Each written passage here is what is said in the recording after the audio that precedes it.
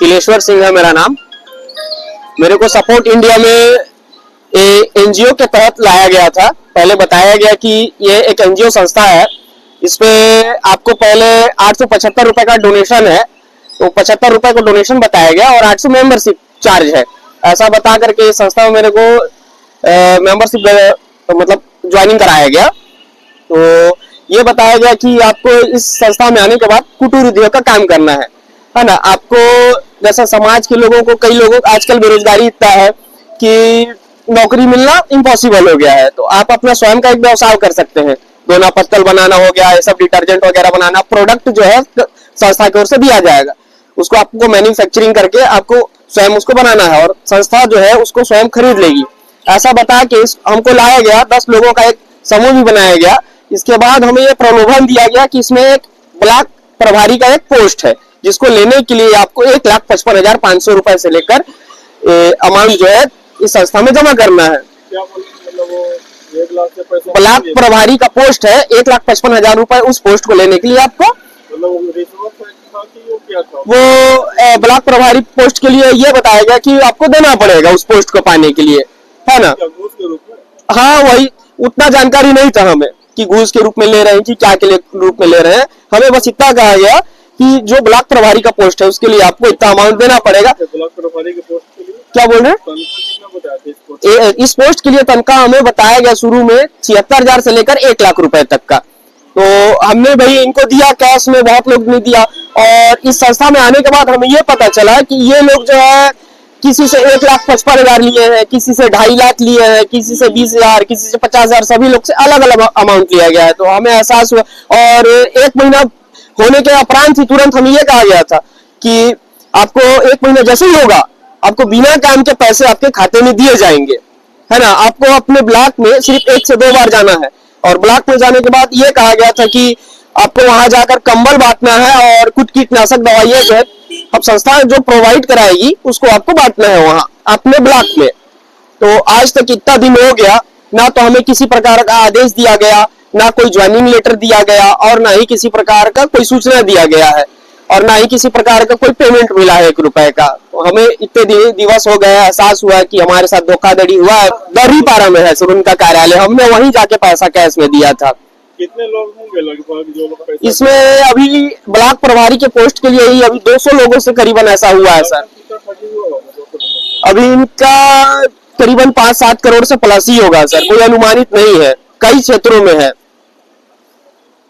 और क्या स्कीम बताते थे लोग? डाला गया है एक शिक्षा दान वाला, उसमें ये कहा गया है कि आपकी पूरी फीस, पूरी पढ़ाई संस्था उठाएगी शुरू से लेकर अंत तक, चाहे आप किसी भी कॉलेज में एडमिशन लो। तो हमने कहा भाई एग्रीमेंट करके दे दो, तो हम करा देंगे।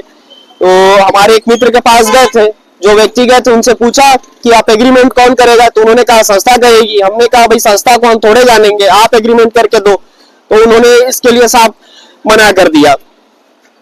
क्या आप समझते और कितना पैसा देना था शिक्षादान वाले? शिक्षादान वाले में 5,000 ले रहे थे सर शुरू में, और इनका कहना था कि हम बेकायदे एग्रीमेंट करके देंगे, आपकी पूरी पढ़ाई हम करवाएंगे और कन्या श्रृंगार वगैरह बहुत सी योजनाएं निकाले हैं। लोगों का आया रिजल्ट लोग करेंगे? नहीं, मैं देखिए क्या है कि मेरे को जब एहसास हुआ कि भैया आज तक कितने दिवस हो गया, हमें ना तो कोई काम दिया गया, ना किसी प्रकार का पोस्ट दिया गया है, ना किसी प्रकार का वेतन दिया गया है, तो हमने इस चीज में फिर इंटरेस्ट नहीं लिया। जो है किसका है, कौन चला रहा है? यहाँ के जो एनजीओ संस्था के प्रमुख है उनका नाम है दिगंबर राम भगत। कहाँ के है? ये प्रेम नगर क्षेत्र के हैं।